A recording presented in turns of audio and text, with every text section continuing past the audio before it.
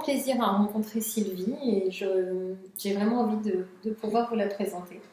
Donc Sylvie Ouellet, bonjour Sylvie. Bonjour Sorine, merci de cette invitation-là. C'est vraiment un pur bonheur d'être avec toi aujourd'hui. Alors, si j'ai eu envie de t'inviter Sylvie, c'est parce que c'est par l'intermédiaire de Jean-Claude Carton que je t'ai rencontré virtuellement en fait, à l'occasion de la sortie de son livre où j'ai pu te contacter pour que tu puisses lui faire un petit mot lors de cette émission pour la sortie de son livre Oser l'impossible et le réaliser. Et dès le départ, on a eu un échange très fluide, très sympa. En tout cas, c'est ce que j'ai ressenti. C'est ce que j'ai ressenti aussi. Et j'avais été très touchée par cette demande-là. Et moi, j'ai été très touchée que tu puisses y répondre favorablement. Et le message avait bien touché Jean-Claude aussi.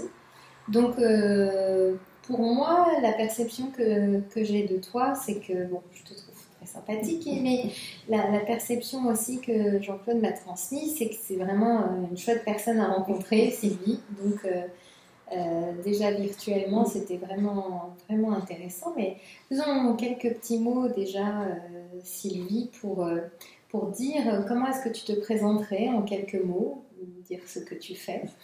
Oui. Alors, depuis quelques années, je donne des conférences, des ateliers et des consultations sur les passages de la naissance et de la mort. Donc, je me suis spécialisée vraiment dans la compréhension de ces grands passages de vie-là parce qu'il y a maintenant 16 ou 17 ans, je ne sais plus, j'ai commencé à vivre des communications avec les défunts. Et à l'époque, ça m'interpellait beaucoup parce que j'étais dans ma rationalité, je suis notaire de formation et je ne comprenais pas pourquoi les défunts s'adressaient à moi. Donc j'ai cherché à comprendre qu'est-ce qui avait bien pu se passer en moi pour qu'on puisse ainsi me contacter. Mais finalement, c'est comme si, j'oserais dire, je me suis prise au jeu parce que l'intérêt est devenu une passion et est devenu une profession. Est devenu une profession, donc oui. À 100%. Oui. Alors, on y reviendra un petit peu tout à l'heure, mais je suis bien curieuse de savoir comment tu as fait cette transition de profession qui sont avec un grand écart quelque part, si on peut dire. Enfin, quoique, on verra tout à l'heure. Et puis pour dire aussi que Jean-Claude avait prévu que nous fassions une émission ensemble à la Web TV Étoile du Cœur au mois d'avril, il me semble. Hein. C'était prévu ou mars d'ailleurs, non, c'était le 25 au mois de mars. Ou 26 mars. Oui, c'est vrai. Et bien, et donc, et ben, écoute, c'est comme si quelque part on répondait à cette invitation aujourd'hui. Je trouve ça très, très beau. Et puis pour parler quelques mots sur Jean-Claude, je serais très curieuse de savoir comment tu l'as rencontré. Oui, en fait, j'ai eu le privilège au Québec de travailler avec le docteur Jean-Jacques Charbonnier. Et en échangeant avec Jean-Jacques, il m'a parlé de Jean-Claude. Puis, Jean-Jacques est revenu ici en France et une journée, sachant que j'allais venir éventuellement en France, il m'est venu l'intuition d'écrire à Jean-Jacques pour lui dire « Écoute, tu m'as parlé de ton ami Jean-Claude, est-ce que tu crois que ce serait une personne que je pourrais rencontrer quand j'irai à Paris éventuellement ?» Et Jean-Jacques m'a tout de suite répondu en disant « Oui, c'est clair, tu dois rencontrer Jean-Claude. » Et il a immédiatement envoyé un SMS à Jean-Claude. Donc, j'ai même pas eu le temps de contacter Jean-Claude, que déjà Jean-Claude était au courant que j'allais lui écrire. Et Jean-Claude a été hyper accueillant. Il m'a répondu, mais vraiment très rapidement. Et il me dit qu'il estimait énormément Jean-Jacques. Donc, si j'étais référée par lui, il était intéressé de me rencontrer. Il m'a téléphoné, on a longuement parlé. Je crois plus d'1 heure et ça a été un contact tout de suite, un peu comme avec toi, qui est d'une grande fluidité, très facile, on a rigolé et il m'a invité à son émission, donc c'est comme ça qu'on s'est rencontrés. Alors la première fois c'était à l'émission Web TV ou c'était... Oui, c'était à l'émission, à la Web TV. Et bon, ça faisait peut-être quelques mois que la télé était en fonction, je dirais 6 mois peut-être, D'accord. lors de mon premier passage. Mais toi, tu l'as rencontré comment? Alors j'aime bien que tu me poses la question parce que c'est vrai que je vais te répondre, mais juste pour faire une petite digression, Jean-Claude avait envie qu'on était parti sur une idée d'émission où on s'interviewerait mutuellement. Oui. Et pourquoi pas aller dans cette dynamique qui peut être sympa. Alors Jean-Claude, je l'ai rencontré parce que j'avais repris des études et je passais de longues nuits blanches à travailler. Et du coup, la radio m'accompagnait. Donc, il était sur Radio Ici et Maintenant. Et à ce moment-là, j'ai téléphoné, je faisais des énigmes. Et j'ai téléphoné pour donner une réponse à une énigme. Et puis, en fait, je l'ai tapé sur Internet et j'ai trouvé tout de suite la réponse. Donc, j'ai appelé, mais j'ai culpabilisé un petit peu en même temps, en disant oui, mais il y a des auditeurs qui cherchent, je ne voudrais pas. Bon, bref, j'ai expliqué que j'avais trouvé la réponse par Internet. Et ça a déclenché quelque chose d'assez extraordinaire. Déjà, Jean-Claude était très étonné que je lui dise quelque part que j'avais l'impression de tricher. Donc, et puis, il y a des auditeurs qui ont appelé en disant mais c'est extra, elle ne triche pas finalement. Enfin, voilà. Ouais. Donc, ils ont trouvé tellement mon intervention sympa. Et si on répondait à 2 ou 3 énigmes, on gagnait un livre.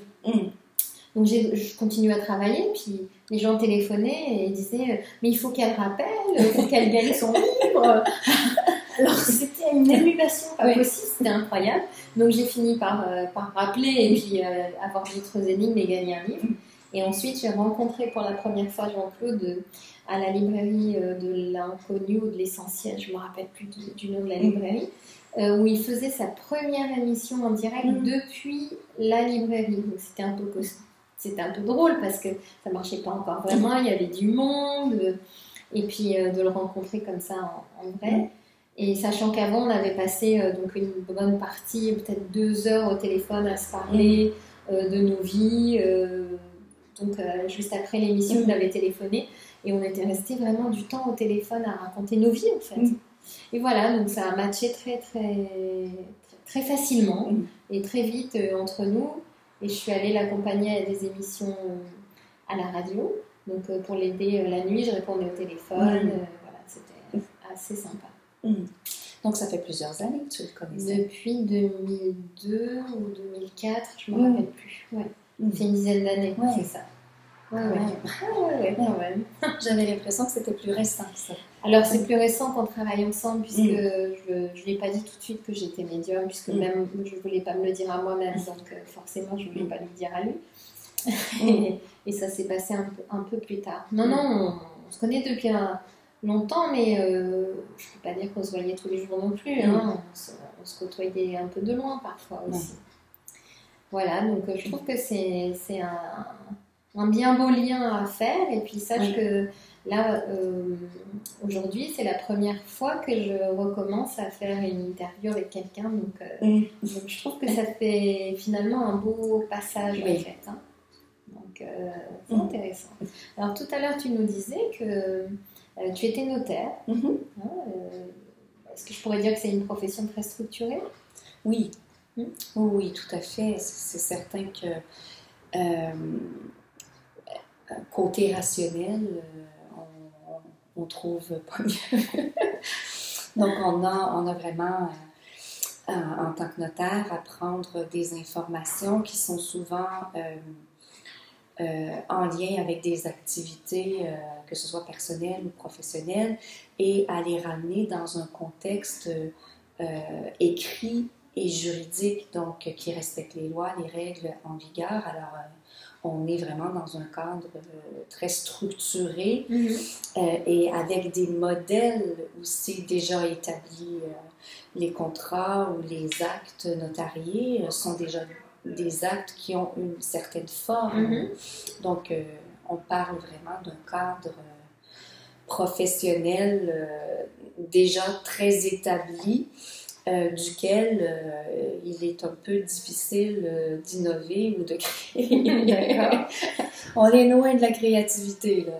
Et justement, quelle a été ta motivation à devenir notaire? Ah, c'est une excellente question, ça. Rarement on me la pose. Je vais devoir y réfléchir. Non, en fait, j'oserais dire, mon souhait le plus profond était de devenir comédienne. Mais ma mère provenait d'une famille d'artistes, de musiciens, entre autres. Et elle m'a toujours dit de ne pas aller dans ce domaine-là parce que c'est un domaine qui était difficile, exigeant, très peu rémunérant. Donc, elle me disait, Sylvie, avec le potentiel que tu as au niveau académique, va te chercher une formation solide. Ensuite, tu pourras devenir comédienne et ce sera plus facile. Donc, j'ai cherché et je trouvais pas réellement de... J'hésitais beaucoup entre la psychologie et on m'a dit, tu sais, tu pourrais devenir avocate. Quand on plaide et tout, c'est pas très loin de la comédie. Et bon, on m'avait... intéressant. Ouais, on m'avait filé le truc et j'ai fait, ah oui, bon, à l'époque, on est jeune, on connaît pas trop. On regarde les films, on voit les avocats plaider leur cause et on se dit, oui, c'est vrai, il y a un certain côté théâtral dans tout ça. Donc, je me suis donc inscrite à l'université en droit. Ça a été le choix final. Mais à peine quelques semaines assise sur les bancs d'école, j'ai vite réalisé que ça n'avait rien de la comédie ou de ce que je souhaitais faire. J'ai quand même fait tout le baccalauréat jusqu'à la fin et choisi d'aller davantage du côté du notariat plutôt que de devenir avocate. Ça me semblait plus en lien avec moi que la plaidoirie. Pour moi, la plaidoirie représentait la querelle. Oui. Et moi, je suis une femme de liaison. Je suis une femme d'harmonie, c'est-à-dire de prendre des conflits et d'en arriver à une solution plutôt que de nourrir la division. Alors, l'aspect du travail d'avocat ne me plaisait pas du tout. Donc, j'ai choisi cette profession-là, je dirais un peu par hasard, parce que je crois pas que... non seulement je crois pas, mais c'est pas quelque chose qui était, dont je rêvais depuis la tendre enfance. Et justement, est-ce que tu aurais pu dire, là tu parlais de ta mère, mais qu'il y avait... que c'était important dans ta famille d'avoir une profession académique qui puisse apporter quelque chose de supplémentaire? En fait, je crois pas que ce soit nécessairement la profession qui était importante pour mes parents, mais bien davantage d'avoir un outil professionnel qui puisse me permettre de gagner ma vie. Probablement aussi que derrière tout ça, ma mère qui n'a jamais pu aller à l'université alors qu'elle était très très brillante.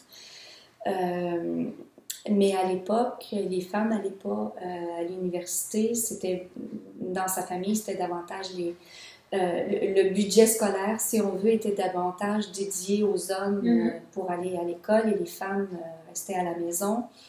Donc, elle n'a pas pu aller au bout de ce rêve-là. Elle aurait eu pourtant la capacité et probablement que derrière ses propos, il y avait aussi « mais vas-y toi, parce que tu as le privilège d'y aller et que c'est accessible pour toi ». J'ai aucun regret d'avoir passé par l'université, par cette formation-là, parce que elle me sert encore aujourd'hui, malgré le fait que c'est très, très éloigné comme travail, mais la structure, la rigueur intellectuelle que je suis allée chercher dans cette formation-là me sert encore aujourd'hui. Alors, pour préparer cette émission, j'ai écouté une émission que tu as faite avec Jean-Claude, je crois en octobre 2013. Et dans cette émission, c'est pour ça que je t'ai posé aussi cette question. Tu dis que tu parlais de ton grand-père et tu dis qu'il avait commencé à se regarder d'une manière, enfin, on va te regarder même, je crois que tu disais, vraiment, à partir du moment où tu es devenue notaire. Oui. Pour mon grand-père, oui, effectivement, lui, mon grand-père, c'était très, très important ce que les autres pensait. Mhm. Donc, quand je suis devenue notaire, effectivement, pour lui, le fait d'avoir un notaire dans la famille, il avait encore cette mentalité-là. D'avoir un professionnel, un notaire, c'était quelque chose de très, très important et de très prisé dans sa vision. Alors que moi, quand je suis devenue notaire, la fonction de notaire au niveau social dans le Québec n'avait plus du tout cette place-là. Quand mon grand-père, probablement, était plus jeune, au niveau professionnel, dans la société, il y avait les curés qui prenaient énormément de place, il y avait les médecins, et ensuite venait le notaire du coin. Donc, avoir un notaire dans la famille, c'était un statut social très, très valorisé, mais quand je suis devenue notaire, la fonction était beaucoup moins honorable qu'elle a pu l'être. Alors, ça me faisait bien sourire que pour mon grand-père, c'était la fin du monde, alors que pour moi, c'était un travail comme bien d'autres. Et donc, tu es restée notaire pendant longtemps? Pendant 5 ans. Pendant 5 ans? Oui, j'ai pratiqué 5 ans. Mais en fait, j'ai gardé mon titre de notaire 10 ans. J'ai pratiqué pendant 5 ans et ensuite, je suis allée au niveau de la formation. Donc, j'ai enseigné soit dans des collèges ou dans des formations privées. J'ai enseigné des cours de droit. D'accord. Et comment est-ce que tu en es venue finalement? Alors, notaire pendant 5 ans, ensuite l'enseignement, la formation, quelque part on pourrait dire que ça t'a amené aussi aux conférences, le fait de parler devant du monde. Et puis à la carrière que tu as aujourd'hui. On a peine à imaginer comment la transition a pu se faire parce que ce sont deux fonctions complètement à l'opposé, une très très rationnelle, très encadrée et l'autre beaucoup plus éthérée et j'oserais dire ésotérique. Mais le passage s'est fait de façon graduelle. C'est quand même établi, j'ai pas quitté le notariat pour du jour au lendemain aller offrir des conférences et des formations. J'ai quand même mis plusieurs années de formation, de lecture, avant de donner la première conférence sur les passages de la naissance ou de la mort. Donc, entre la fin de ma pratique au niveau notarial et le début de conférences et mes débuts de conférencière ou de formatrice, je dirais qu'il a dû s'écouler près d'une dizaine d'années.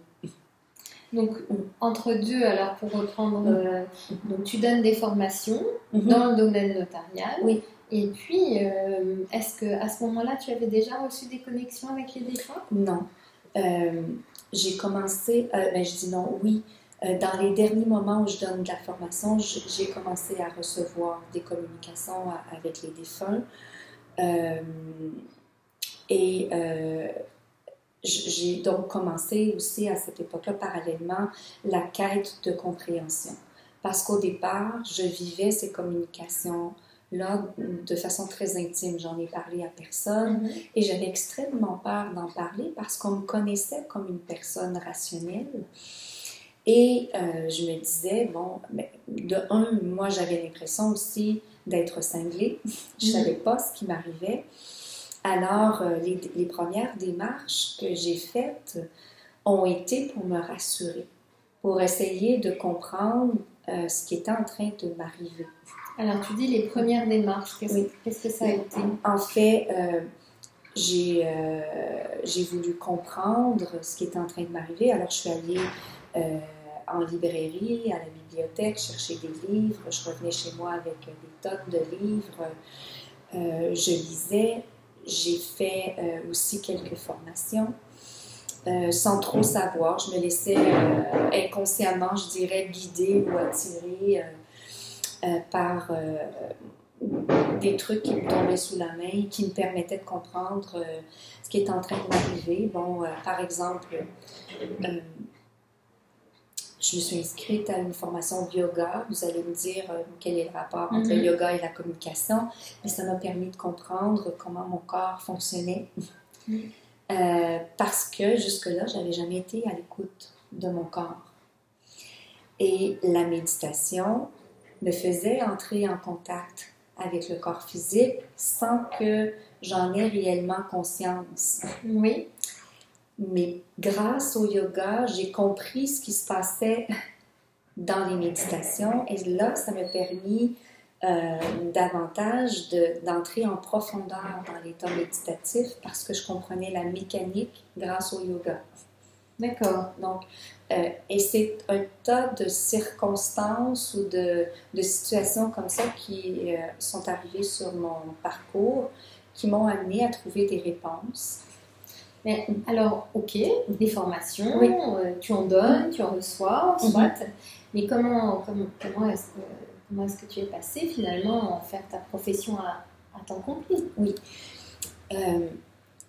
Après 3 ou 4 ans où je recevais des communications, je vivais ça en intimité, mais j'ai quand même développé autour de moi un réseau d'amis qui comprenaient ce type de phénomène-là, dont plusieurs médiums. Et une amie, entre autres, me disait « Sylvie, je reçois que tu dois écrire un livre sur ce que tu vis. » Et moi, je lui disais « Bah, j'écrirai pas, j'ai quelques histoires, il n'y a pas de quoi faire un livre. Non. » Et je remettais toujours en question cette idée-là. Et pendant au moins 1 an et demi, cette amie-là, à toutes les fois qu'elle me voyait, elle me disait « Sylvie, tu dois écrire, je reçois que tu dois écrire. » Et je remettais ça en question. Jusqu'au moment où les contrats de travail que j'avais en tant que formatrice en droit diminuaient toujours. Donc, l'espace pour écrire était là, mais je ne l'utilisais pas. Et mon fiston, mon dernier enfant, qui entre à la maternelle. Donc, je me retrouve avec vraiment un espace, mais pour du temps libre. Du temps libre, j'ai rien à faire. Et là, je me dis, bon, mais tant qu'à rien faire, je vais écrire. L'idée avait eu le temps de germer. Donc, j'ai écrit mon premier livre.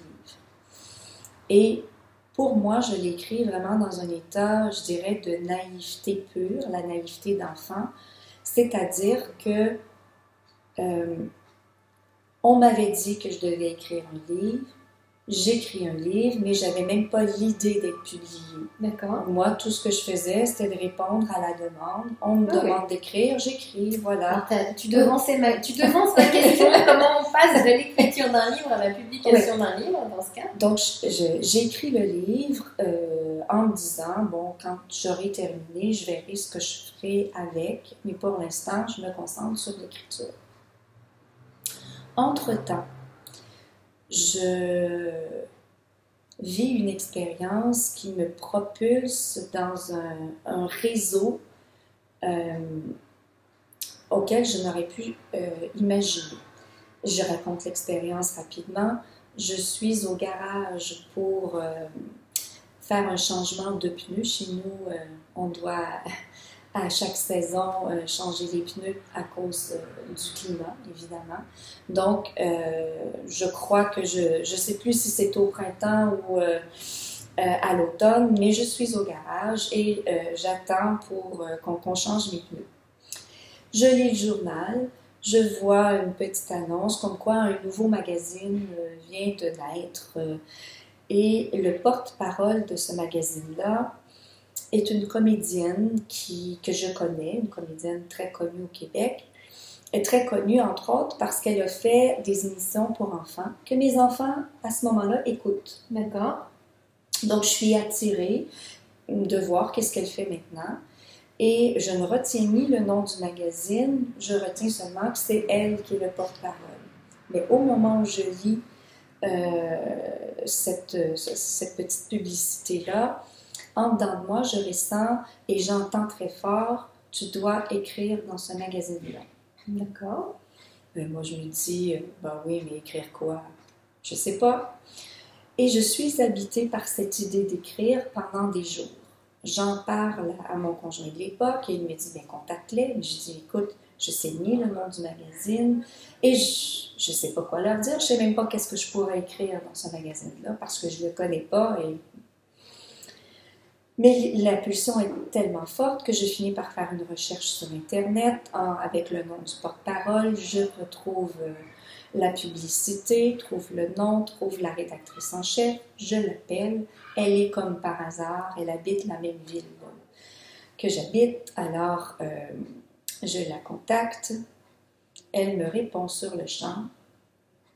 Je lui explique tout ce que je viens de vous dire et lui dis, ben, j'ai envie d'écrire dans votre magazine. Et elle me dit, ah oui, quoi? Qu'est-ce que vous souhaitez écrire? Oui, bonne question. Qu'est-ce que tu... Et je dis, ben, je sais pas. Et ça paraît un peu drôle comme situation. Je la contacte pour écrire, mais je sais pas quoi écrire. Et je lui raconte un peu mon histoire. Je lui dis, bon, j'avais pensé peut-être écrire une chronique sur les enfants. Et elle me dit, mais j'ai déjà quelqu'un pour une chronique sur les enfants. Alors, je lui dis, bon, ben moi, j'étais notaire de formation et tout. Elle me dit, ah, mais c'est justement ça, je cherche quelqu'un pour une chronique juridique. Et moi, je fais, ah non, pas une... Oui, là, c'est comme un pas vers pas de l'arrière. C'est ça, pas encore, on me ramène encore vers le droit. Mais ça, ce n'était qu'un prétexte finalement pour qu'on se rencontre. Parce que le fait de contacter cette dame-là, finalement, j'ai écrit dans le magazine, on a trouvé un angle intéressant et très motivant pour moi. Mais ça m'a permis aussi de rencontrer de nombreuses personnes qui n'auraient jamais pu être sur ma route autrement. Donc, et les personnes que tu as rencontrées ont mis, comment dire, une aide ou un point qui t'a permis de lancer ta carrière? Voilà. Donc, de fil en aiguille, ces personnes-là, elles travaillaient dans le milieu. Donc, quand elles venaient à Québec, moi, je les aidais à organiser leurs activités conférences. Mm-hmm. Alors, j'ai vu comment ils travaillaient. Mm-hmm. J'ai pu observer aussi, l'impact d'un livre, l'impact d'écrire, par exemple, dans un magazine. J'ai appris comme à l'envers du décor. D'accord. Et finalement, ça m'a amené à écrire un premier livre. Et ce premier livre-là, j'ai sollicité certaines personnes que j'avais rencontrées et avec qui j'avais travaillé aussi à l'organisation. Donc déjà, en partant, le premier livre me propulsait vers l'avant. C'est à ce moment-là que ce premier livre a été publié? Oui, le premier livre a été publié en 2004 et était donc dans un contexte où je n'avais pas de travail, je travaillais plus dans le domaine juridique à ce moment-là, les contrats étaient terminés, mais j'avais rien d'autre. Et quand j'ai présenté le livre à l'éditeur, parce que ce que je dois dire, c'est que à travers le magazine, j'ai rencontré l'éditeur qui a publié mon premier livre.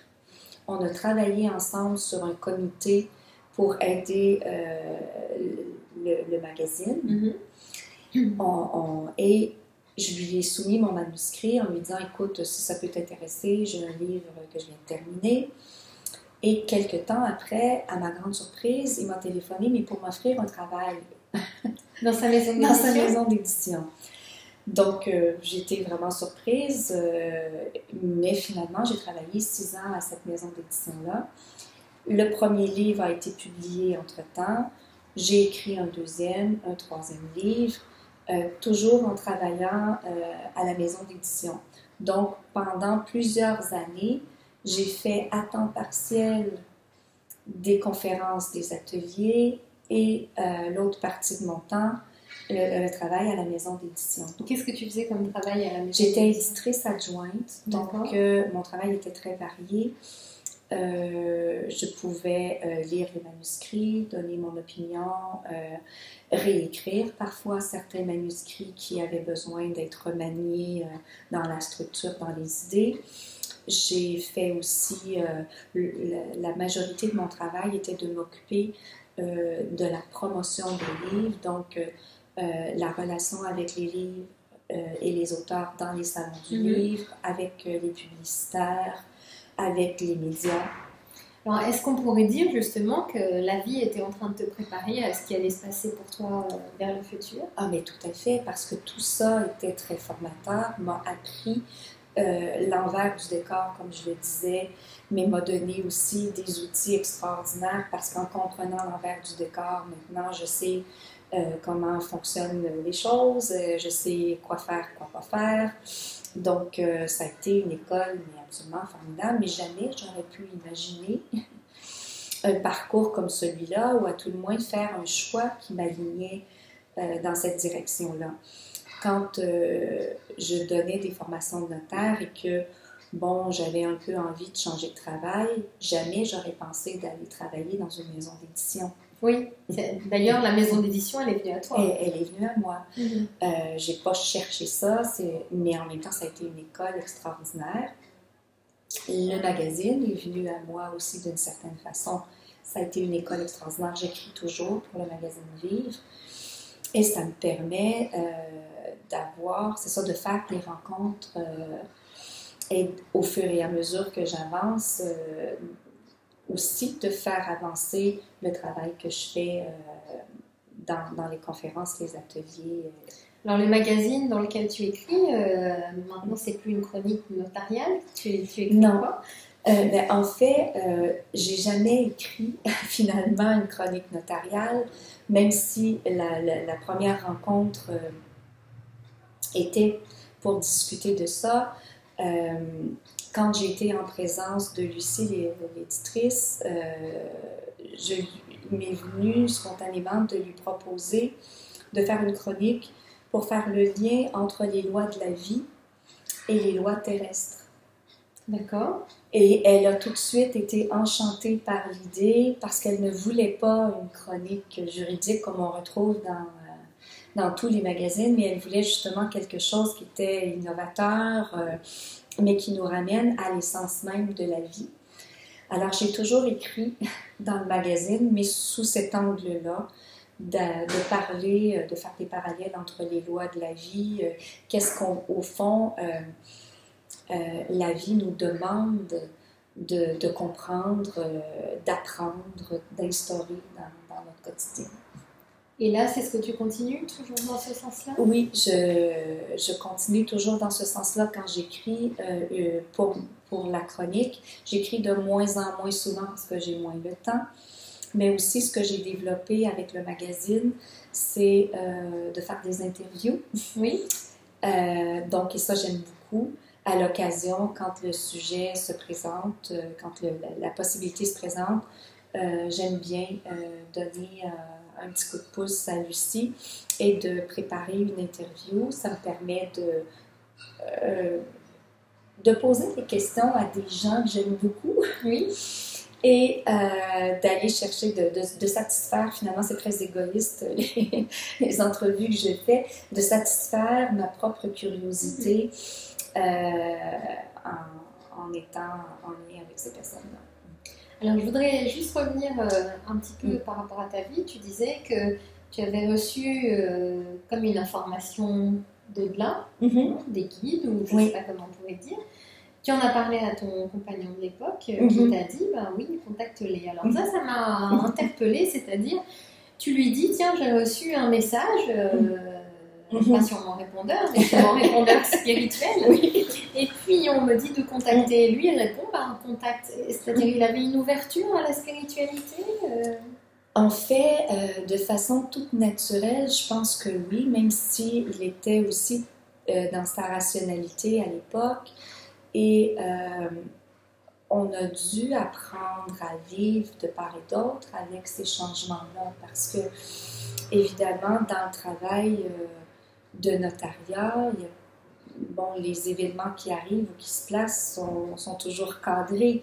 Mais à partir du moment où j'ai commencé à vivre des expériences de communication avec les défunts, la vie me projetait dans un univers totalement intangible et parfois ces élans-là que je ressentais d'aller à gauche, d'aller à droite, de faire tel truc ou pas, c'était pas toujours très rationnel. Oui. Il y avait des choses qui étaient, mais parfois très exigeants, autant pour moi que pour mon ex-mari, de dire ben oui, vas-y ou continue. Mais par contre, ça faisait quand même plusieurs années qu'on était ensemble, il me connaissait et il avait cette confiance en moi qui permettait de dire parfois, ben, je comprends pas, je suis pas nécessairement d'accord, mais ça a l'air tellement important ou tellement urgent d'agir ou d'aller dans cette direction-là, mais vas-y.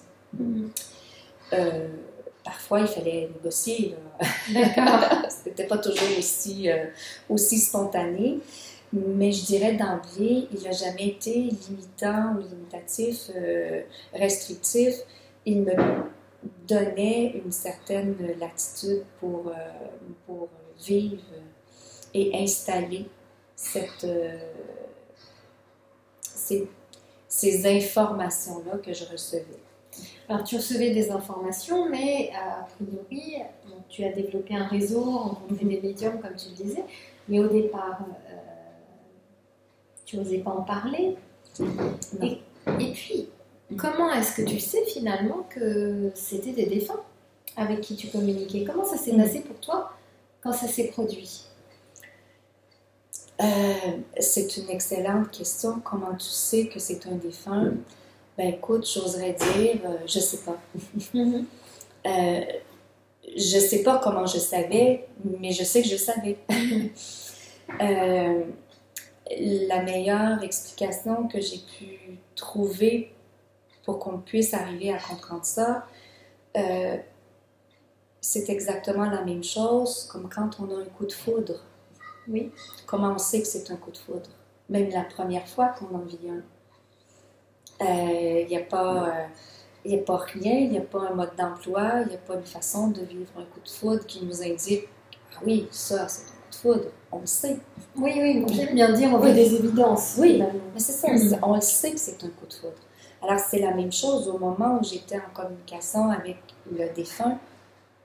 J'étais dans cette certitude absolue-là que c'était ce défunt qui venait me parler. Maintenant, après la communication, j'avais des espaces de doute et de questionnement de me dire est-ce que c'était vraiment lui? Est-ce que? J'avais mille et une questions à l'époque auxquelles je n'avais pas de réponse. Oui, parce que quelque part, c'est intéressant la manière dont tu l'as perçu. Il y a à la fois l'évidence et en même temps, je ne sais pas dans quel domaine j'évolue. Est-ce que tu avais un entourage Est-ce que la médiumnité, ça t'intéressait J'étais vraiment dans un univers, mais totalement éloigné de ce contexte-là. Par contre, j'ai vraiment eu le privilège que des bonnes personnes se placent au bon moment sur ma route. Même si essentiellement j'ai vécu les premières années de communication relativement seule, je me suis tournée vers des lectures ou des formations pour essayer de comprendre ce qui est en train de m'arriver. Mais à travers les formations, je rencontrais des gens qui venaient solidifier certaines informations que j'avais reçues et que j'étais convaincue que c'était vrai. Quand j'étais dans l'espace du cœur, je savais que c'était ça. Mais inévitablement, ma partie rationnelle disait, bon là, Sylvie, où est-ce que tu es allé pêcher ce truc-là? Tu n'as jamais lu, tu n'as jamais trouvé ça, ça se peut pas. Est-ce que ça t'a fait peur ou est-ce que ça t'a mis mal à l'aise? C'est surprenant dans un environnement où plutôt très cadré, je ne sais pas si tu étais dans un environnement cadré, mais en tout cas, la profession qui est quand même cadrée, d'un coup, une communication avec des défunts. J'ai jamais eu peur de ces phénomènes-là et j'arrive pas à expliquer pourquoi, parce que c'est pas quelque chose que j'ai vécu quand j'étais petite Oui. et qui s'est perdu et retrouvé. Donc, pour moi, la seule explication, c'est que chacune des communications que j'ai vécues au départ, dans les premières années, mais se vivait dans un état de grâce, dans un état d'amour, dans une vibration, mais tellement grande, tellement plus grande que moi, qu'une fois qu'elle était terminée, même si j'avais mille et une questions, je me disais, s'il y a une chose que je ne peux pas remettre en question, c'est ce que j'ai ressenti durant l'expérience. Et ça, même si je ne peux pas l'expliquer, pour moi, c'était ma source de vérité. Je me disais, je ne peux pas l'expliquer, mais je n'ai pas pu l'inventer non plus. D'accord. J'ai beau essayer de m'imaginer le plus beau roman d'amour dans ma tête, je ne peux pas arriver à créer ce sentiment-là que j'éprouvais quand j'étais en contact avec les défunts. Je me disais, mon imagination ne sera jamais assez forte pour arriver à créer ce qui est en train de se vivre à ce moment-là. Donc ça, j'ai jamais remis ça en question et j'ai toujours dit, ça c'est ma vérité. Ce qui s'est passé là, ce ressenti, cet état de grâce-là, c'est comme s'il y a une partie de moi qui savait que c'est ce qu'on est au fond. Oui. Et donc les défunts entraient en communication avec toi, mais est-ce qu'ils avaient une attention particulière? Comment ça se passait? C'était quoi ces communications-là en fait?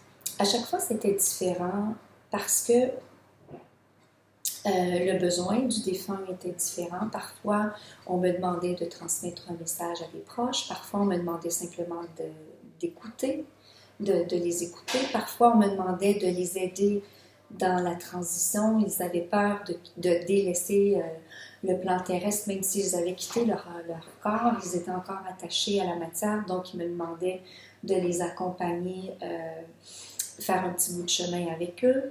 Donc, à chaque expérience, c'était différent.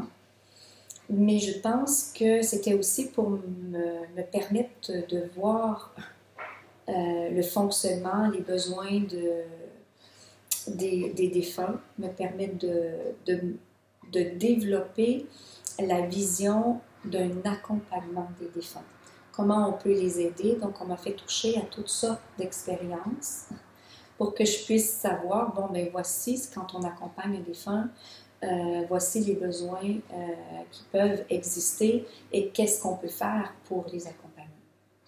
Donc, ces expériences-là, aujourd'hui, tu dirais c'est des expériences qui continuent? Elles sont de moins en moins fréquentes avec les défunts. J'en ai encore et elles servent davantage de lien, de relais plutôt que de formation parce qu'au départ, j'allais chercher énormément d'informations dans chacune des expériences que je vivais. Oui. Aujourd'hui, l'information que je vais chercher est davantage avec ma guidance. Donc, quand j'ai des communications avec les défunts, c'est vraiment davantage du point de vue d'accompagnement. Donc, le défunt vient me chercher parce qu'il a un besoin spécifique, je l'aide et après, le rôle est terminé. Alors, je suis assez admirative et puis impressionnée par plusieurs choses en toi. Cette simplicité déjà avec laquelle tu peux raconter les faits. Et puis, tu dis, un défunt me demandait d'aller dire quelque chose à ses proches. Qu'est-ce que tu faisais dans ce cas-là? Et moi, j'ai toujours été très sensible au fait que le proche, peut-être, il n'avait pas envie d'entendre. Donc, j'ai toujours demandé au défunt, parfait, tu souhaites que j'intervienne auprès de tes proches, alors aide-moi à mettre les choses en place pour que la communication puisse s'établir avec eux, parce que moi, je ne bouge pas, je ne fais rien, je ne vais pas aller vers eux s'il n'y a pas un mouvement où je sens qu'on veut venir à moi. c'est tellement intime et personnel, ces gens-là, ils sont fragiles parce qu'ils viennent de perdre un être cher, donc je ne voyais pas comment je pouvais les appeler et dire oui, l'au-delà veut vous parler. Bon, je trouvais ça un peu troublant, sans même savoir s'ils étaient ouverts et réceptifs à ce message-là. Et à chaque fois, mais il y a eu des circonstances, mais totalement magiques. La personne a été placée sur ma route sans même que je lève le petit doigt. Oui. Et à ce moment-là, le message coulait de source. La personne était dans l'accueil parce que le mouvement provenait d'elle. D'accord. Et des personnes que tu connaissais Que je connaissais ou que je ne connaissais pas. D'accord. Ça m'est arrivé d'avoir des gens que je ne connaissais pas. Le message arrive et, oups, la personne à qui je dois remettre le message se manifeste ensuite sur ma route. C'est très fluide la manière dont tu l'exprimes et très simple. Ça me fait penser que quand justement j'ai recommencé plus tard à avoir des communications avec les défunts, j'étais vraiment d'accord pour rentrer en communication avec le défunt d'une personne, c'est-à-dire quelqu'un qui vient au cabinet et qui dit je voudrais contacter un défunt parce que j'ai la personne, il y a le défunt associé, c'est bien, tout le monde est d'accord, mais j'ai été très effrayée, pas effrayée, c'est pas peur, mais quand même mal à l'aise d'avoir un défunt qui vient me dire il faut que tu ailles dans telle rue à tel étage, il y a la personne à qui je veux parler. Voilà, donc je trouve que c'est assez simple la manière dont tu le dis. Je vais lui demander de mettre en place. Mais en fait, c'est parce que pour moi, je ne sais pas toi comment tu as vécu, comment tu vis et tu as vécu les communications, mais pour moi, j'ai toujours eu la certitude que communiquer avec un défunt, c'est exactement comme communiquer avec un être humain. La seule différence, c'est qu'il n'a plus de corps physique, mais pour le reste, c'est le même type de relation. Donc, je me disais, si c'était un être humain qui était devant moi et qui me demandait d'aller transmettre un message à ses proches, je lui dirais, oh là, un peu, moi, je n'irai pas cogner à la porte de tes proches, t'es là, garde, interviens, dis-leur que je vais arriver dans les corps, et parfait, je vais le faire, je vais t'aider, mais autrement, non, je ne le ferai pas. Donc, c'était d'une évidence pour moi de faire la même chose avec le défunt. D'accord. Et toi? Moi, c'est évident qu'une communication avec un défunt, c'est une communication avec une personne, quelque part. J'aime bien le mot, tu utilises la personnalité. J'utilise l'être incarné, enfin l'âme incarnée, quelque part. Donc, oui, personnalité, je trouve que c'est parfait comme mot. Oui, bien sûr. Bien sûr, mais est-ce que dans la vie, j'irais dire la même chose que toi à la personne? Peut-être pas. Puisque moi, j'ai dit à ces défunts-là, écoutez, adressez-vous à quelqu'un d'autre. Moi, je n'irai pas déranger les gens. La même chose, sauf que je n'ai pas pensé de leur dire, faites en sorte que ça se produise. J'ai dit, adressez-vous à quelqu'un d'autre. Moi, je ne peux pas. Voilà. Et c'est bien, moi, je trouve ça bien parce que je rencontre beaucoup de gens qui ont la capacité de communiquer avec les défunts et qui se sentent mais vraiment responsables de transmettre un message quand un défunt vient vers eux. Même s'ils éprouvent un malaise, ils vont le faire quand même.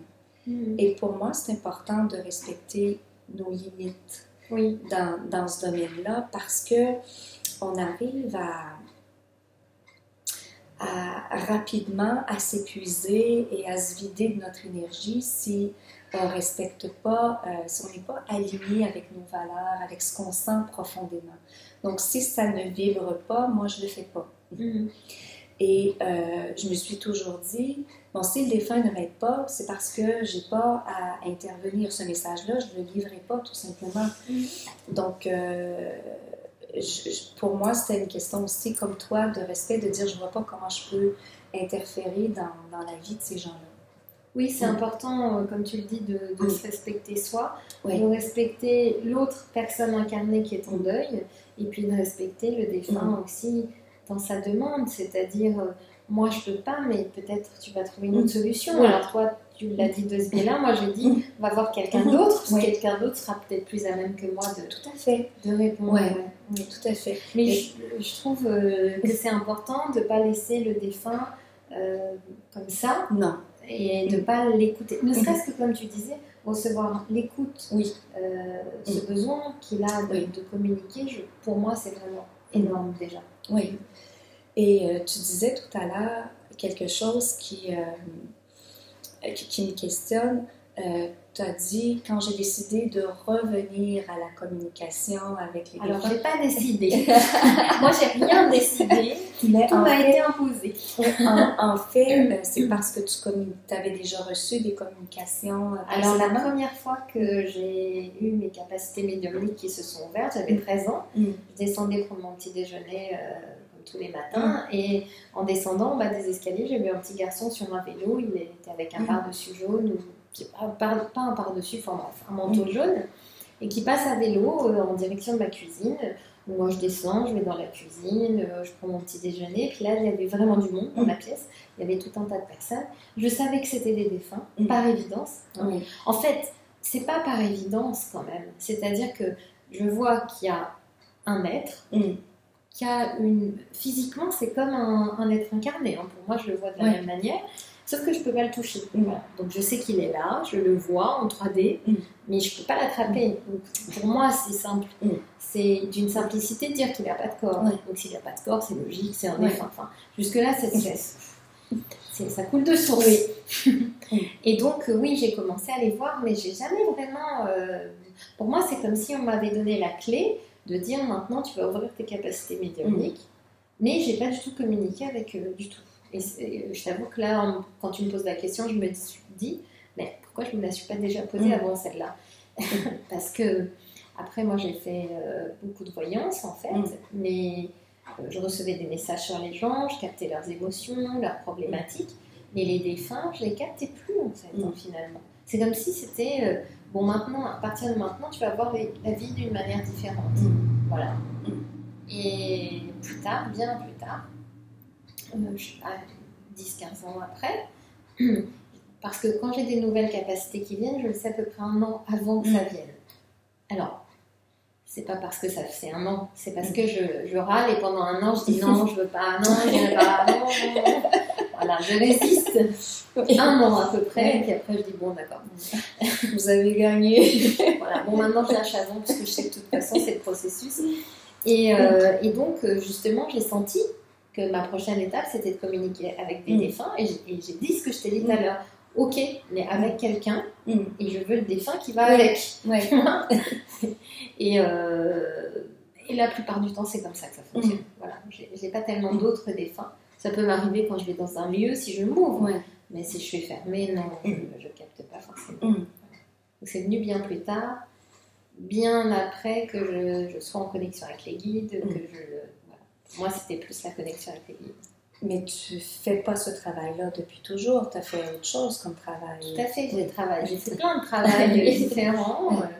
J'ai travaillé, j'étais commerciale, j'ai travaillé dans l'informatique, j'étais chef de projet d'un site intranet. Non, moi c'était l'informatique. Et puis je suis terrienne, je suis assez ancrée. Pour moi, c'est les choses... comment dire, doit avoir une explication. Pourquoi pas, peut-être qu'on a la capacité de télépathie, peut-être qu'on a, voilà, tu vois, j'ai beaucoup cherché une explication rationnelle à tout ça. J'ai lâché l'affaire, je t'avoue, maintenant.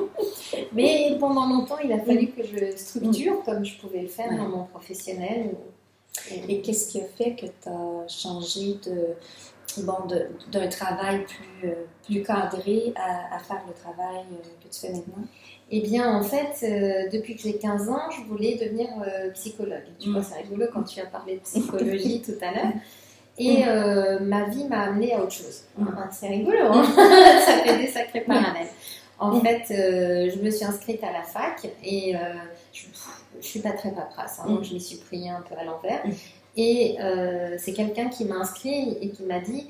Vu la date à laquelle tu t'inscris, la seule fac disponible, psycho, c'est plus possible, tu peux t'inscrire en droit. Donc j'ai fait une année de droit. C'est pour ça me fait rire. Et je me suis dit, pourquoi pas avocat, c'est un peu aider les gens qui sont en souffrance. Tu vois, j'ai été dedans. Et puis ça m'a pas du tout plu, j'ai pas vraiment travaillé, donc ça m'a pas plu. Et j'ai cherché un boulot d'été Et je me suis dit après, je reprendrai mes études en psycho. Et le travail qu'on m'a proposé, c'était vraiment une opportunité professionnelle. Donc j'ai reporté la reprise de mes études à l'année d'après. Après, on m'a reproposé une super opportunité encore professionnelle, ainsi de suite. J'ai repris mes études de psycho par correspondance, mais c'était trop lourd. Enfin bref, j'ai beaucoup ramé pour faire de la psycho. Et puis, je me suis dit, un jour, je deviendrai psychothérapeute. Pas forcément psychologue, puisque j'ai tellement ramé que je n'y suis pas arrivée. Et donc, j'ai repris mes études dans une école pour devenir psychosomatothérapeuute. Donc, à la fois, on s'occupe du verbal, mais aussi de tout ce qui est intellectuel, corporel, émotionnel, et puis avec le côté médium, le spirituel aussi. Et donc, j'ai arrêté mon travail parce que je suis quelqu'un j'ai eu toujours assez de réussite au niveau professionnel. J'ai envie de quelque chose, ça se produit, je le fais, j'évolue. Et je me suis dit, maintenant, j'arrête mon travail, je m'installe en tant que psychothérapeute et je vais avoir du monde. Voilà. Moi, je ne voulais pas être médium, pas du tout. Pas du tout. À 17 ans, j'ai rencontré quelqu'un qui m'a dit, c'est génial, tu connais ta profession, tu es médium, tu peux même t'installer maintenant. Elle me dit, moi j'ai plus de 40 ans, je l'ai découvert à plus de 40 ans, et quel bonheur pour toi de pouvoir avoir ta voix à 17 ans. Je lui ai dit, mais jamais je serai médium, jamais. Pour moi, c'était le domaine le domaine de la folie, le domaine qui fait peur, le domaine de l'étrange. Non, je ne voulais pas. Voilà. Et c'est la vie qui m'a amenée, qui m'a obligée. Voilà. Moi, je dis que j'ai cédé. Je n'ai pas choisi, j'ai cédé. Et j'en suis contente. Oui, bien sûr. Mais je suis un peu rebelle dans l'âme, peut-être. Et pour en terminer rapidement, en fait, pendant une année, je me suis installée en tant que psychothérapeute. J'ai fait toute la pub possible. J'ai été voir les médecins. Enfin, j'ai fait tout un ramdam pas possible. Et j'ai eu personne pendant un an. J'ai 0 personnes qui sont venues. Donc je me suis dit, je vais peut-être devoir repartir dans l'informatique. Et c'est la découverte du jeu de la transformation. En faisant un jeu, donc mon intention c'était, je veux être psychothérapeute, pas autre chose. Et le jeu, lui, il m'a dit que j'étais ralentie par ma spiritualité, qu'il y avait quelque chose avec la spiritualité. Donc j'ai dit, à la fin, c'était, ok, je serai médium et psy. C'est-à-dire, pour avoir le droit d'être psy, il faut que je sois médium. Et c'est ce que j'ai commencé à dire à voix haute, 2 mois après, parce qu'il m'a fallu 2 mois de résistance encore.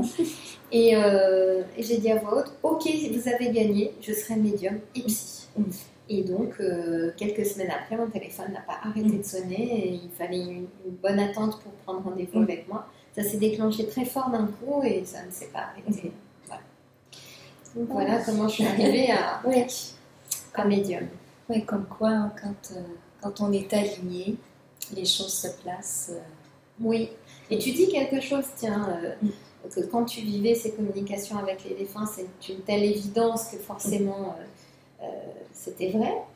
Moi, quand je faisais des consultations, que ce soit voyance, communication avec les guides, je me disais, c'est le seul moment dans ma vie où je suis à ma place. Là, tout est évident. Je suis en connexion avec chaque objet, la nature, avec les gens. Je suis en connexion, c'est comme si j'étais branchée sur tout.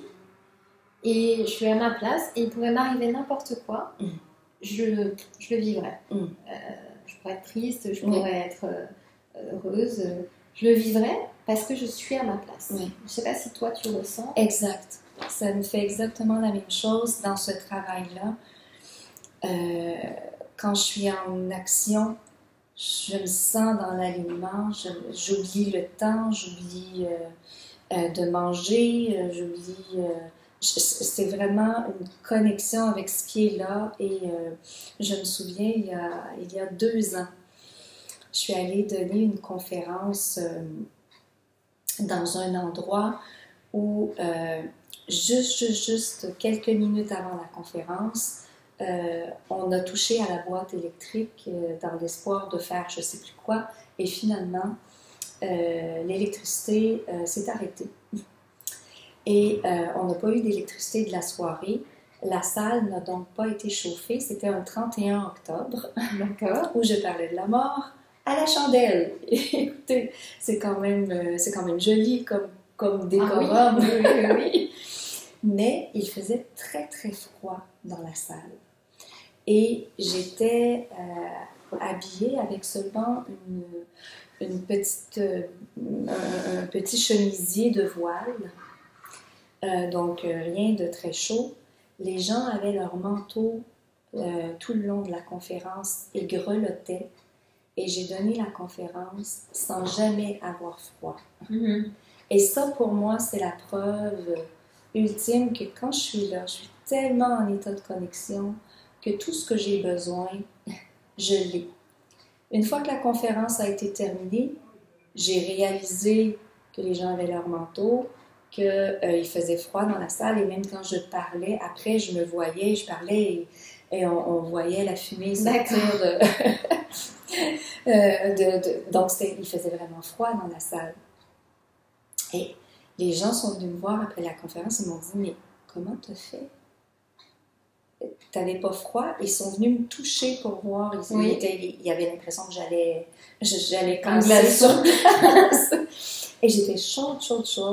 J'ai dit « Non, j'ai pas eu froid. » Mais là, une fois la conférence terminée, je me suis mis à grelotter. Je suis allée revêtir mon manteau et j'ai fait « Comment j'ai fait? Ça fait 2 heures que je suis au froid. » Et j'ai eu chaud tout le long de la conférence.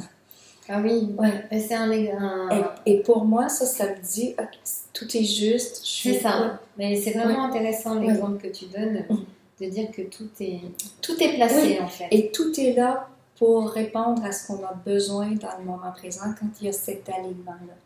Et si on pouvait arriver dans notre vie à pouvoir vivre tous les événements dans cet alignement-là, nos vies seraient... mais absolument génial. Oui, c'est vrai. Absolument génial. La problématique, c'est qu'on n'a pas appris à maintenir ça dans toutes les sphères de notre vie. Là, je raconte cet exemple-là et je vois déjà des gens dire « Ah, wow, sa vie... Oui, c'est ça. Oh là là, quelle non, elle n'est pas croire. J'ai aussi des difficultés où je patauge, où il y a de la souffrance et où j'arrive pas à avoir cet état de connexion-là. Parce que j'ai mes blessures, parce que j'ai mon humanité, parce que, c'est ce que je suis venue expérimenter aussi.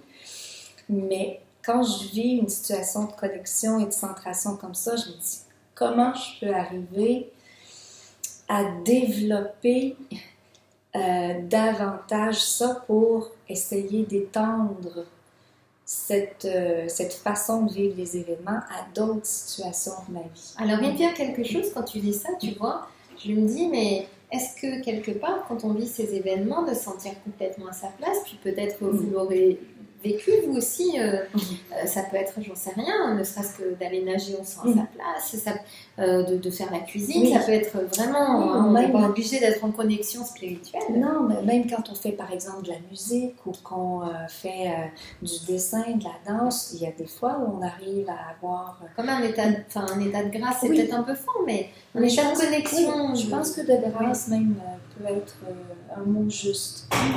Mais est-ce que justement ces états-là, ça ne serait pas pour nous dire, là vous êtes en connexion complète avec l'être que vous êtes, à la fois l'être incarné, l'être de l'âme et puis l'être spirituel que l'on est en globalité en fait. Ça me vient là tout de suite, j'ai jamais vraiment pensé avant, mais de dire toutes nos dimensions d'être sont connectées et là on peut agir avec une grâce, une évidence, un bien-être. Et je pense que oui, ces petits moments-là qui peuvent être brefs, par exemple, on peut atteindre une connexion comme celle-là en regardant un coucher de soleil ou en sentant une fleur. On dirait que c'est toutes les pores de notre corps qui ressent ou qui vibre à la senteur de cette fleur-là ou à la beauté du coucher de soleil. Ces moments-là, je pense qu'ils viennent nous apprendre que c'est possible d'être dans un corps physique et d'avoir cette connexion-là. Maintenant, la grande question, c'est de comment on peut arriver à étendre cette connexion-là pour la vivre dans des situations qui sont plus complexes. Oui, mais alors je sais pas si j'insiste ou pas, mais c'est vrai que je me dis vraiment là tout de suite, que peut-être que nous devons apprendre à nous connecter à notre être spirituel en plus de notre être incarné, donc de la matière. Et quelque part, c'est dans ces moments-là qu'on va réussir à avoir cette grâce-là. Oui. Parce que, en discutant, merci, parce qu'en discutant avec toi, je me dis oui, mais alors au quotidien, on est plus l'être incarné, la matière, et on est coupé de l'être spirituel. Et puis il y a des gens qui me disent ah, non, mais moi je prie, je médite. Oui, dans ce cas, vous devenez l'être, l'âme, mais vous vous déconnectez de l'être incarné. Donc c'est pas encore ça. C'est vraiment d'être dans l'unification de toutes ces dimensions. Tout à fait, et je pense que on est vraiment scindés. On voit notre vie. Nous sommes une profession 8 heures par jour. Nous sommes une mère 4-5 heures par jour. Nous sommes une conjointe une couple d'heures par jour. Et nous sommes un être spirituel 10-15 minutes par jour. Mais l'idée, si on est réellement un être spirituel, c'est d'être un être spirituel quand on est mère, quand on est au travail, quand on est... Et c'est ça la question que j'ai, mais comment arriver à garder cette connexion-là, particulièrement quand on est submergé par une émotion, par une colère, par une préoccupation, parce que ces émotions-là ou les préoccupations nous déconnectent. Parce qu'on retourne dans la tête, on délaisse la portion spiritualité. C'est un entraînement, mais je pense que c'est un entraînement qui est possible. Oui. Et d'ailleurs, alors je crois que c'est le Dalai Lama qui a dit, je n'ai pas la phrase exacte, mais l'idée, c'est que à chaque chose que tu fais, vis-le comme un bonheur. Tu passes l'aspirateur. Je n'aime pas passer l'aspirateur, je veux dire. Tu passes l'aspirateur, passe-le comme un bonheur. Je sais pas, tu fais quelque chose que tu n'aimes pas, passe-le comme un bonheur, vis-le dans la plénitude, quelque part. Oui, puis moi, ça, c'est quelque chose que j'essaie de faire quand j'ai une tâche qui ne me plaît pas. J'essaie toujours de me raccrocher soit au bonheur que j'aurai quand elle sera terminée, mais pour me motiver à me dire, voici quand, par exemple, l'aspirateur sera passé, ça sera joli, ça sera rangé, ça sera beau, ça sentira bon, peu importe. J'essaie toujours de voir le beau et le bon dans la tâche pour rester justement dans cette portion de bonheur-là, parce qu'on a tous des choses qui nous plaisent moins, c'est tout à fait humain. Mais un jour, j'ai rencontré une dame qui m'a aidée à cheminer de ce côté-là, et elle me disait, tu sais, si tu as de la vaisselle à faire, c'est parce que tu as eu le bonheur de manger. Mais oui. Si tu as la balayeuse à passer, c'est parce que tu as le bonheur d'avoir un toit. Et je sais, wow. C'est vrai, ça. Ça met les pieds sur terre. Mais voilà. Mais en même temps, ça ramène tout simplement à bénir ce qu'on a. La vaisselle, effectivement, c'est une tâche, j'apprécie pas particulièrement faire la vaisselle, mais effectivement, quand on la fait et qu'on se dit, j'ai eu le bonheur de manger, non seulement de manger, mais en plus de manger quelque chose qui me plaisait, parce que je pense que ça aussi, c'est un luxe, c'est un cadeau, c'est un privilège. Je veux dire, au moins, j'apprécie de faire la vaisselle à ce moment-là parce que il y a des gens aujourd'hui qui n'ont pas mangé. Oui, et vraiment, en ayant cette pensée, je m'imagine très bien. Bon, moi, j'adore faire la vaisselle, mais j'imagine très bien la manière que l'on peut avoir, finalement, la manière d'être que l'on peut avoir. Oui. Et de se dire, bon, pour toutes les tâches, si j'ai de la lessive à faire, c'est parce que j'ai le bonheur d'avoir des vêtements que je peux porter. Il y a des gens qui en ont pas. Oui, tout à fait. Oui, c'est vrai, quelque part, de revenir à la simplicité, finalement. Oui. Alors, ça fait un petit moment déjà qu'on est ensemble, et puis ça passe bien vite. Et si je t'ai proposé de faire une interview, que je savais que tu venais, on avait prévu de se voir, et puis je suis allée voir ta conférence jeudi dernier, donc Mourir l'âme en paix, c'est ça? Oui. Et du coup, en écoutant cette conférence, je me suis dit, mais c'est pas possible. Voilà, c'est le moment pour moi de reprendre les interviews. Il faut absolument que je lui propose. Et puis, bon, dans ta spontanéité, je t'ai proposé ça en plus entre deux, où tu faisais des dédicaces, il y avait du monde, c'était pas évident. Et tout de suite, tu m'as dit, oh, oui, génial, on le fait. Donc, voilà, donc ces conférences, elles sont en lien avec le dernier livre que tu as publié, qui est Mourir l'âme en paix. Oui. Hein. Et est-ce que tu peux nous parler en résumé de la conférence, oui, quelque part? En fait, j'ai écrit ce livre-là, c'est mon tout dernier. Ça fait quand même une quinzaine d'années que j'œuvre dans le milieu, que je rencontre des gens qui se questionnent sur la mort, principalement. Et une préoccupation que j'avais en tant que juriste, c'était en lien avec la question de suicide assisté. On débat beaucoup. Je sais que vous avez le même questionnement ici en France, mais au Québec, on a longuement débattu la question. Et l'an dernier, nous avons adopté une loi qui entre en vigueur cette année à la fin du mois de décembre. Donc, pendant tous ces échanges et ces débats et ce questionnement qu'on a eu au Québec, pour moi, m'apparaissait une évidence quant à la mort et à ces grandes questions-là, c'est qu'on ne se posait pas la bonne question. On ne se demande pas qu'est-ce que c'est la mort avant de se doter d'un système où on pourra choisir la mort si on en a envie. Et pour moi, en tant que juriste, c'est un non-sens parce qu'on ne peut pas faire un choix éclairé au sujet de notre propre mort si on ne sait pas d'abord et avant tout qu'est-ce que c'est la mort, mais pas simplement la mort dans un point de vue physique, mais la mort dans sa globalité. Ce que j'en comprends des recherches que je fais depuis un bon moment, c'est que la mort, c'est un passage spirituel, c'est un passage énergétique et c'est aussi quelque chose qui se vit au niveau physique. Donc, exactement comme nous, la mort a un côté spirituel, un côté énergétique et un côté physique.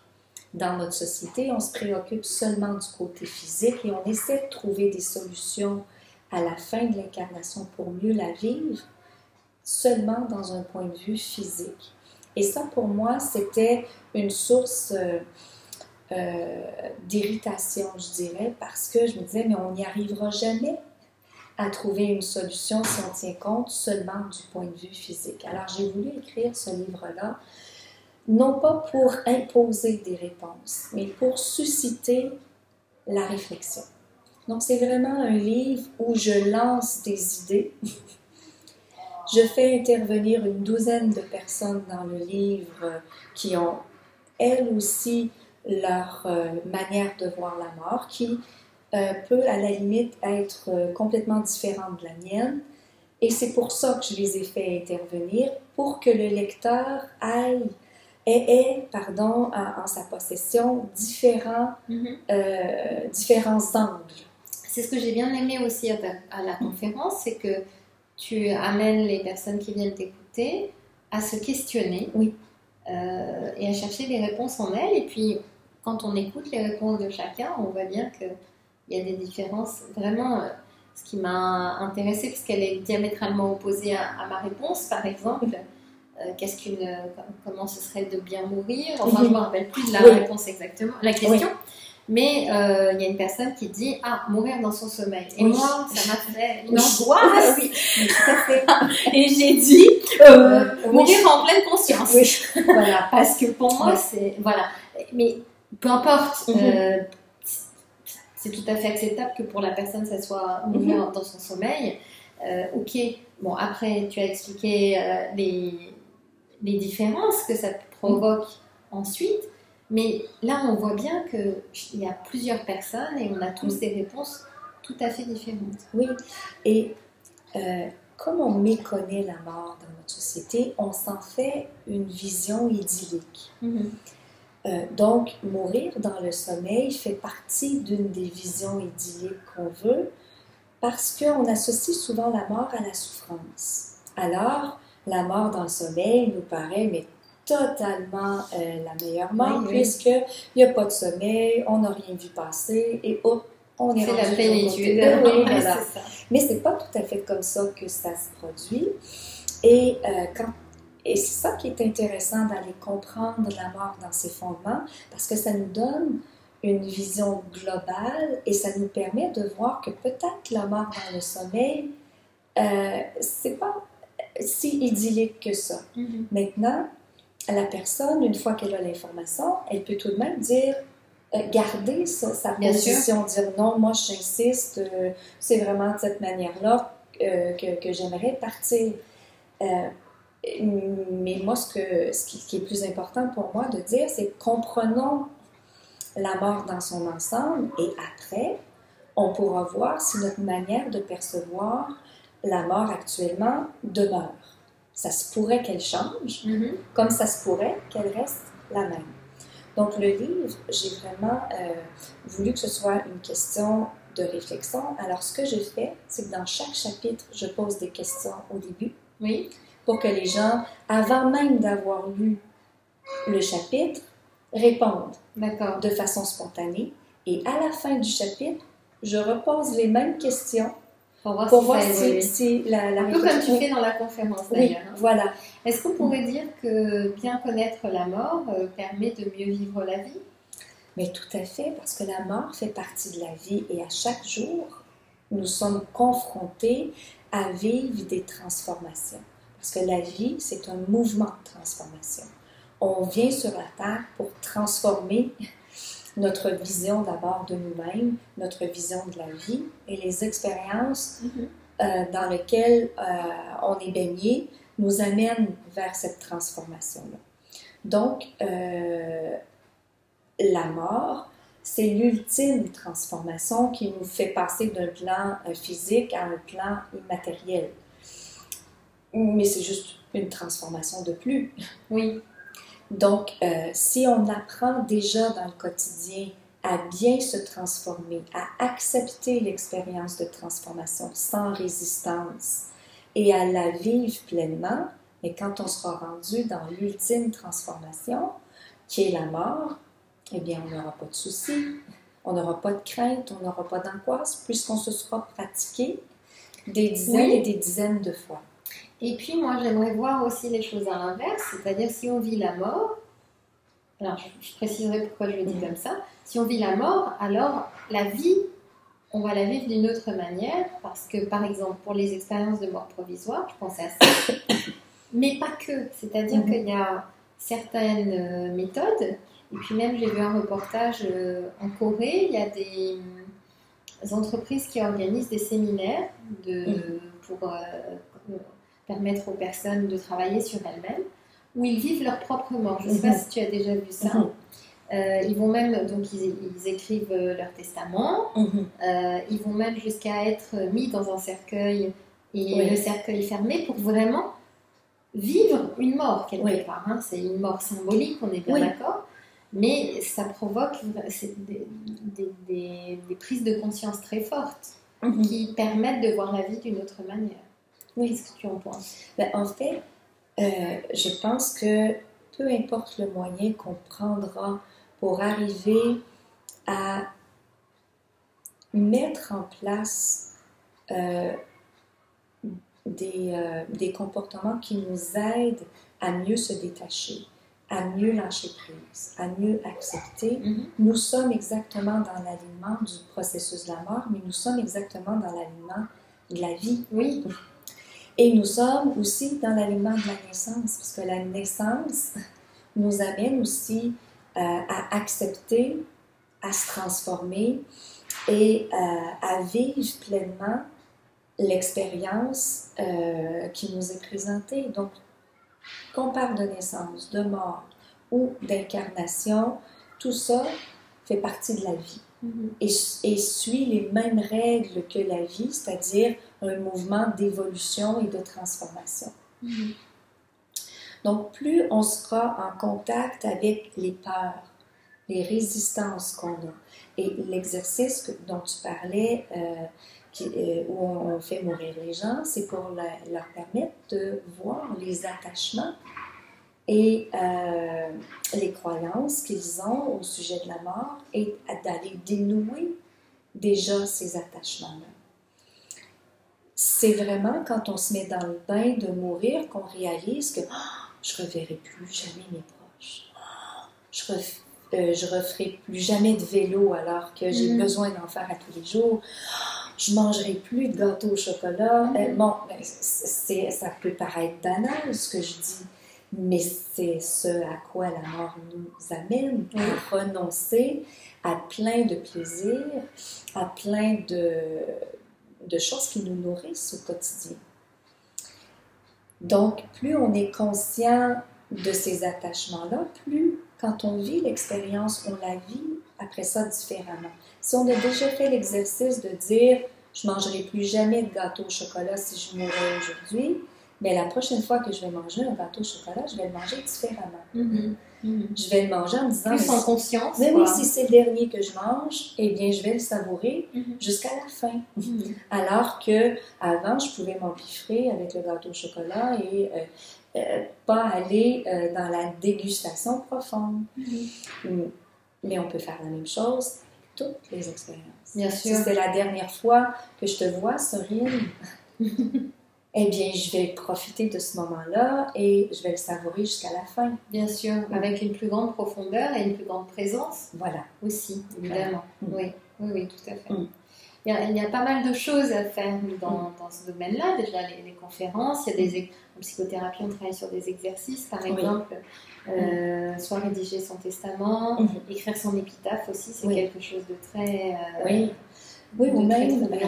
Je travaille, quand je fais un atelier qui est en lien avec le livre Mourir l'âme en paix, et dans l'atelier, j'amène comme exercice des directives de fin de vie. Donc, qu'est-ce que je souhaite avoir quand je serai rendue qu'est-ce que je souhaite vivre quand je serai rendue à la fin de mes jours? Qu'est-ce que je souhaite vivre en termes de soins physiques? Quels sont les aliments, par exemple, qui me réconforteraient? Quelle est la musique qui me réconforterait? Et donc, on passe toutes les sphères dans les directives de fin de vie, au niveau physique, au niveau émotionnel, au niveau mental. Dans la période du avant, du pendant la mort et de l'après. Donc, cette réflexion-là nous amène vraiment loin dans... Qu'est-ce que j'aime au fond? Qu'est-ce qui me fait du bien? Mais c'est pas seulement en fin de vie, mais c'est aussi de se servir de ces informations-là pour conscientiser que quand je vis un défi, j'ai les mêmes besoins. Alors, si je sais quels sont ces besoins-là, j'aurai plus de facilité à les exprimer à mon entourage. Donc, beaucoup plus de facilité ou d'accompagnement dans ce défi-là. Mais c'est vraiment fort... quelque part, quand ce titre « Mourir l'âme en paix », à la fois c'est la mort terrestre, mais c'est la mort à chaque chose. Par exemple, ça peut être une séparation, c'est comme une mort aussi. On doit quitter quelque chose. Donc, c'est comment enfin, il me semble que pour moi, ton discours, il va bien plus loin que la simple mort physique. Tout à fait. Et finalement... l'idée qu'on a de mourir l'âme en paix, comme je le disais tout à l'heure, c'est un peu magique. On pense qu'on meurt et la paix de l'univers nous tombe dessus et que ça s'installe automatiquement. Mais la mort étant une partie intégrante de la vie, on peut se dire que si je ne suis pas en paix ici maintenant, si je mourais, je ne serai pas plus en paix ici maintenant. Ce qui va faire que je vais être en paix, c'est parce que je vais transformer les limitations, les croyances, les blessures qui m'empêchent d'être en paix ici maintenant. Et c'est pour ça que c'est important de faire des exercices comme tu le proposais pour voir où sont les limitations, les attachements et les croyances. Parce que normalement, on les vit inconsciemment, sans jamais s'arrêter, sans jamais se dire ah ben oui, c'est vrai, j'ai posé tel geste de façon automatique, sans même me poser de questions, mais pourquoi je répète ce geste-là? Quelle est la croyance ou la pensée qui fait que je suis toujours dans cette répétition-là? Alors, dans le titre Mourir lamenté, il y a le mot âme. Je trouve que c'est un mot qui est important de définir. Ta définition, bien sûr. On a tous chacun une définition différente. Mais j'aimerais bien que tu nous fasses partager, pour toi, qu'est-ce que ça signifie le mot âme? Oui, c'est certain que dans notre société, le mot âme, il est galvaudé. On a énormément de définitions d'une personne à l'autre. Moi, j'ai essayé de me faire ma propre idée, la façon dont j'arrive à concevoir notre être. Il serait divisé en 3 grandes parties. L'esprit qui est la partie ultime, le soi, comme on pourrait peut-être le définir du côté psychologique. Donc, l'esprit qui est intangible, qui est notre essence, notre nature profonde. Donc, dans une vibration très, très élevée. Et la personnalité qui représente la portion incarnée, la portion terrestre. Entre les deux, nous avons besoin d'un lien pour unifier tout ça, c'est l'âme. L'âme qui fait le pont, qui nous permet d'accéder à notre esprit. D'ailleurs, quand les grands maîtres arrivent en état méditatif, et ils dépassent le contact avec l'âme pour aller accéder à l'esprit, mais par l'intermédiaire de l'âme. Donc, notre âme, c'est vraiment le messager ou le pont entre notre nature profonde et notre humanité. Alors, je voudrais te soumettre une chose qui me vient à l'esprit parce que souvent, quand je suis en consultation, je dis aux personnes, donc je parle à vous, votre personne, je parle à votre être intérieur. Il y a encore une autre personne dans la personne. Oui. L'être intérieur, pour moi, c'est la personne en devenir, c'est son potentiel, mais c'est pas sa personnalité actuelle. C'est son potentiel. Okay? Et puis, il y a l'âme, et puis l'être spirituel, tu l'appelles l'esprit, bon, peu importe. Ou la grande âme et la petite âme, ça dépend des gens. Et ça m'arrive de dire aux personnes, là je suis en train de parler avec votre âme, je suis en train de parler avec votre personnalité, avec votre... Pour les personnes qui sont en consultation, c'est parfois un concept un peu complexe de dire, attendez, non mais mon âme c'est moi, voilà. Donc j'aimerais qu'on aille un peu voir, mon âme c'est moi, hein. Et il m'est arrivé un cas, ça m'est arrivé à 2 reprises, j'aimerais bien t'en parler peut-être avec ton éclairage, c'est-à-dire que c'était dans une incarnation où une âme n'avait pas vraiment souhaité s'incarner. Enfin, souhaité, oui, mais c'était plutôt ses guides d'incarnation qui l'avaient incité à venir. Et ce qui fait que la personnalité, elle, avait envie d'une certaine réussite, hein, et l'âme empêchait cette réussite. C'est-à-dire qu'il fallait d'abord faire une association entre une réconciliation entre la personnalité et l'âme pour que la personnalité puisse évoluer. Alors, je ne sais pas si c'est quelque chose qui te parle ou que tu as pu déjà rencontrer. En fait, pour répondre à ça, il faut comprendre le processus d'incarnation.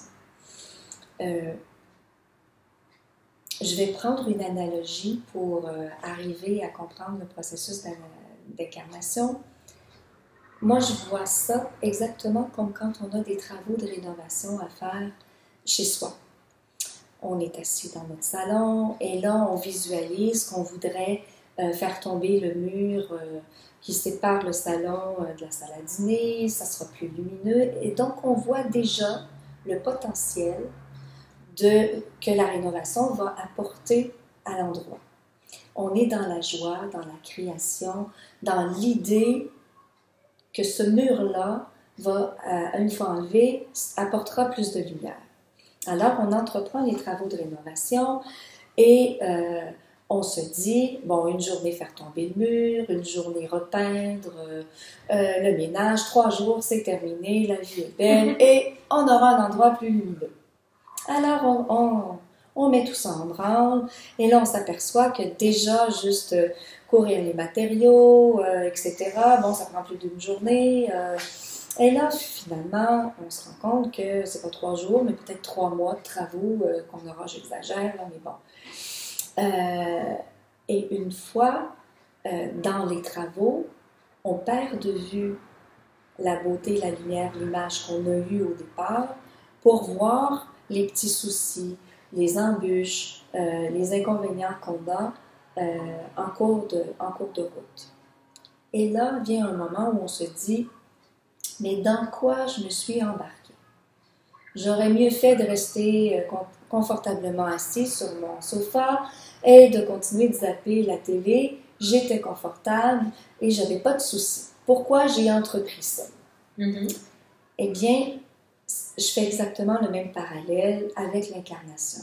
Lorsqu'on décide de s'incarner et qu'on est à un niveau supérieur, on est dans la joie pure de cette incarnation-là. Oui. On voit le beau et le bon, la lumière qu'on va aller expanser à travers cette incarnation et on est content de réaliser cette incarnation-là. En cours de descente, cette joie-là s'atténue par les soucis, les peurs, les doutes, le manque de confiance et qui s'installent inévitablement par la pression des cordances qu'on revêt pour arriver jusqu'à la Terre, mais aussi par le fait qu'on perd de vue notre objectif de départ, la joie et l'expansion qu'on cherche dans cette incarnation-là. Donc, par rapport à la question que tu poses, quand tu reçois que l'âme ne souhaitait pas s'incarner, il faut seulement aller voir à quel niveau elle est restée collée dans l'expérience. D'accord. Parce qu'il y a inévitablement un niveau supérieur où elle a éprouvé de la joie. Tout à fait. Aucune âme n'arrive sur la Terre sans avoir consenti et sans avoir ce sentiment-là d'être prête à faire l'incarnation. Mais à un moment donné, il arrive effectivement qu'en cours de descente, on n'ait plus trop envie de descendre parce qu'on voit l'ampleur des travaux de rénovation. Et là, les guides interviennent pour dire oui, il faut que tu y ailles. Le processus est enclenché et là, vas-y, c'est nécessaire d'y aller. Donc, il faut comme amener l'être à recontacter à un niveau supérieur cette joie-là de l'incarnation parce qu'il y en a eu une quelque part. Sinon, on ne serait pas là. D'accord. Moi, j'ai déjà vu, mais comme tu dis, du coup, ça me donne une autre perception. Des êtres qui... Enfin, quand je dis on souhaite notre incarnation, c'est toujours qu'on a choisi, oui, mais parfois on peut la choisir dans un choix restreint. Oui. Choisir, oui, mais quand mon choix, c'est trois vies qui se ressemblent, le choix, il est limitatif. Donc, mais c'est parce que déjà, à ce moment-là, au moment d'effectuer ce choix-là, on n'est plus dans la même vibration. Il y a quelque chose, il y a quelque chose de plus élevé qui vient avant. D'accord. Okay. Il y a un appel qui vient avant, qui contient la joie de s'incarner. Mais là, déjà, quand on est dans « j'ai 3 choix, puis bon, c'est du pareil au même », on a déjà descendu. On a déjà commencé à perdre l'essence. Donc, si j'ai bien compris, tu dirais que on a un processus d'incarnation qui nous appelle, qui va nous faire commencer à arriver dans certaines corps, comment tu dis, des corps. Oui. Et à un moment, le moment de choix de vie, il n'est pas à ce niveau plus élevé, il est un tout petit peu plus bas. De choix de vie, c'est-à-dire de quel type de vie, je parle, pas de choix d'incarnation. Ben, en fait, ce que je dis, c'est que l'élan créateur, c'est le premier moteur. Mais vient ensuite la phase de planification qui peut être au même niveau vibratoire dans les plans célestes, mais qui déjà par le fait de commencer à des questions techniques, nous ramène à une réalité. Qu'est-ce que je dois aller faire? Exemple, on revient aux travaux de rénovation. Je peux avoir la joie de rénover ma salle de bain, mais de voir que dans les faits, je ne peux pas faire la salle de bain de mes rêves qui va mesurer 100 mètres carrés parce que j'ai un tout petit appartement et que je serai limitée à 10 mètres carrés. Oui. Okay? Déjà là, on vient d'affecter la joie créatrice parce qu'on a un contexte, un cadre limitatif dans lequel il faut œuvrer. Et c'est un peu ça l'incarnation, c'est-à-dire c'est un peu ça que les maîtres d'incarnation et nos guides nous aident à recadrer pour qu'on puisse évoluer. Parce que chaque incarnation a un sens, a une direction et nous amène à faire quelque chose de précis dans notre évolution. On n'est pas laissé totalement libre, vacant, de faire tout ce qui nous plaît sans aucun sens. Il y a une direction qui est donnée à chacune des incarnations et cette direction-là, parfois, peut sembler, du point de vue de l'âme, imposée par les maîtres d'incarnation, un peu comme à l'école, quand on s'inscrit à un programme de formation, le fameux cours de base qu'il faut faire pour, je regarde ma formation de notaire, la première année, il n'y avait rien de rigolo, c'est des cours de base qui étaient un peu vraiment insipides parce qu'ils menaient ensuite à aller perfectionner et là on tombait dans des concepts plus intéressants. Donc c'est la même chose dans les incarnations. Il y a certaines incarnations, je dirais, qui sont de base à quelque chose d'autre qui s'en vient. Mais si dans l'élan c'est quelque chose d'autre qu'il faut d'abord passer par le cadre plus rigide avant. Ben, c'est très éclairant, la manière dont tu l'expliques. Et, alors, on aurait envie que ça dure, de parler encore des heures et des heures, mais le temps passant, nous arrivons à la fin de cette entrevue. Est-ce qu'il y a une chose que tu aimerais, un mot qui te vient à l'esprit, ou une chose que tu aimerais dire pour clore cette entrevue? Ben moi, j'aimerais t'entendre, si tu as envie, sur ce que tu penses à propos de l'incarnation et justement de la question que tu me posais. Alors, par rapport à l'incarnation, moi, quand même, enfin, je pense que je rejoins assez ce que tu dis. Après, je reste avec un petit doute sur la partie choix d'incarnation et qu'il me semble qu'il y a parfois des âmes qui ont besoin d'être amenées vers l'incarnation pour leur faire vivre quelque chose qui, si elles s'écoutent, resterait dans le plan spirituel beaucoup plus longtemps. Ça m'est arrivé de constater ça, où il y a des âmes qui sont là, non, moi c'est bon, j'ai bien appris dans ma vie précédente, je le dis familièrement, c'est bon, je refais mon bilan de vie, attends, non, pas maintenant, non, je suis bien là, voilà, et qui reste longtemps.